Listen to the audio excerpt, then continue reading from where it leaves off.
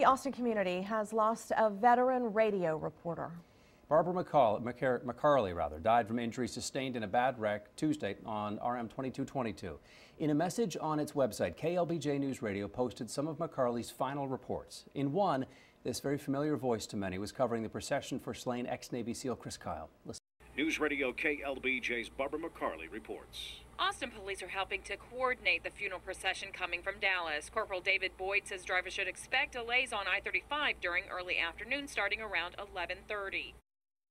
Now, KLBJ's site says McCarley worked in Austin radio for 15 years and grew up in Corpus Christi. She covered breaking news to City Hall.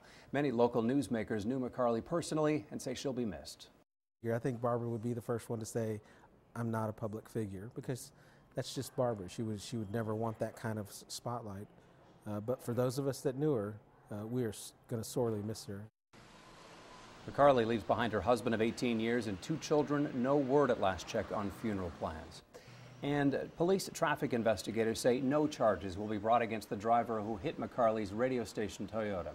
But by far, it is not the first crash along that stretch of RM 2222. And people who live in the area tell KXAN they often steer clear of the road completely to avoid exactly this kind of tragedy. The impact left an engine block and debris scattered across the roadway. Moments after Tuesday's fatal crash, one witness who travels 2222 every day told KXAN it can be a speed zone here. People always go like way over speed limit here, so she was going like 60. Good afternoon. But a day later, police investigators were unable to determine if speed was a factor in this curving stretch where the posted limit is 45 miles an hour.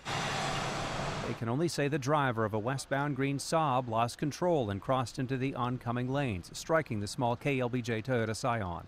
A third vehicle was involved too.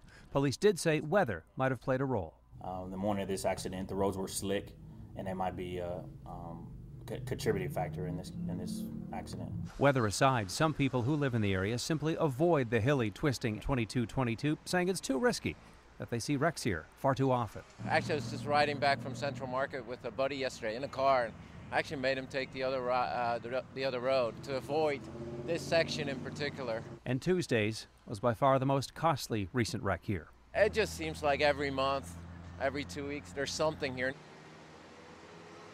So just how dangerous is that stretch? We checked with APD, and in January, along the 1-mile stretch of RM 2222 from Mopac to Mesa Drive, APD reported 5 minor crashes. And in 2011, there were 59 collisions there that resulted in minor or no injuries. The year before, it was 36 crashes along that stretch.